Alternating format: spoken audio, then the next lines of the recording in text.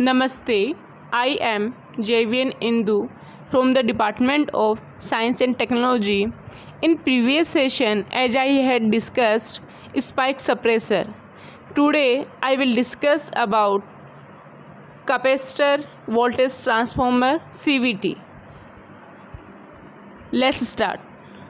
A capacitor voltage transformer is a transformer used in power systems to step down extra high voltage signals and provide a low voltage signal for metering or operating a protective relay.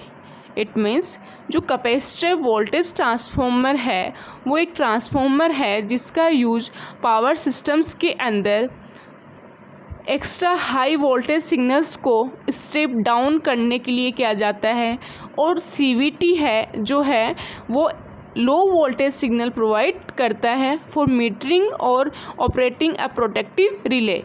Here the meaning of protective relay is it is a relay device designed to trip a circuit breaker when a fault is detected. It means जो protective relay है वो एक relay device है जिसका design circuit breaker को trip करने के लिए किया जाता है जब कोई फॉल्ट डिटेक्ट होता है. This is the circuit diagram of CVT. Student, ये सीवीटी का सर्किट डायग्राम है. इसमें हम capacitive voltage divider circuit use करते हैं. स्टूडेंट, अब हम देखते हैं कि कैपेसिटिव वोल्टेज डिवाइडर सर्किट कैसे वर्क करता है. आप देख सकते हैं इसमें दो कैपेसिटर C1 एंड C2 हैं. यहाँ पर जो C1 है उसका वैल्यू ग्रेटर है C2 से, तो जो C1 का जो इम्पीडेंस होगा जिसको हम लोगों ने यहाँ पर ZC1 से डिनोट किया है वो होगा ZC1 is equals to 1/C1 omega. तो जब C1 का वैल्यू इंक्रीज होगा तो उस कंडीशन के अंदर जो इम्पीडेंस है कैपेसिटर C1 का वो डिक्रीज होगा. मीन्स जब C1 का वैल्यू हम लोग इंक्रीज करेंगे तो जो Z इम्पीडेंस जो है C1 का ZC1 वो क्या करेगा, डिक्रीज करेगा. इसी तरह जो C2 है उसका जो इम्पीडेंस है उसको हम लोगों ने यहाँ पर ZC2 से डिनोट किया है, तो ZC2 is equals to 1/C2 omega. अब देखिए हमने कैपेसिटर वोल्टेज डिवाइडर लो के अकॉर्डिंग इसको बीच में से डिवाइड कर दिया है. मतलब हम लोगों ने जो कैपेसिटर वोल्टेज डिवाइडर रूल है उसके अकॉर्डिंग हमने इसको देखो बीच में से डिवाइड कर दिया है. आप देख सकते हैं जो C1 और C2 के बीच में से जो लाइन जा रहा है उस लाइन से पहले तो L1 जो इंडक्टर है वो कनेक्टेड है, उसके बाद में वो स्टेप डाउन ट्रांसफॉर्मर से कनेक्टेड है. स्टेप डाउन जो ट्रांसफॉर्मर है उसका जो प्राइमरी वाइंडिंग है उससे हमारा जो इंडक्टर है उसका सेकेंड टर्मिनल कनेक्टेड है. अब देखिए स्टूडेंट, होता क्या है कि जब हाई वोल्टेज टर्मिनल से जो हाई वोल्टेज सपोज 132 kV आ रहा है तो 132 kV डायरेक्टली इस स्टेप डाउन ट्रांसफार्मर की प्राइमरी वाइंडिंग के पास नहीं जाएगा. पहले ये जो यहाँ पर हम लोगों ने कैपेसिटर वोल्टेज डिवाइडर सर्किट जो यूज किया है, कैपेसिटी वोल्टेज डिवाइडर जो सर्किट यूज किया है, यहाँ पर पहले वो हाई वोल्टेज सिग्नल क्या होगा, लो वोल्टेज में कन्वर्ट होगा. मीन्स कि ये क्या कर देगा, उसको लो वोल्टेज में स्टेप डाउन कर देगा.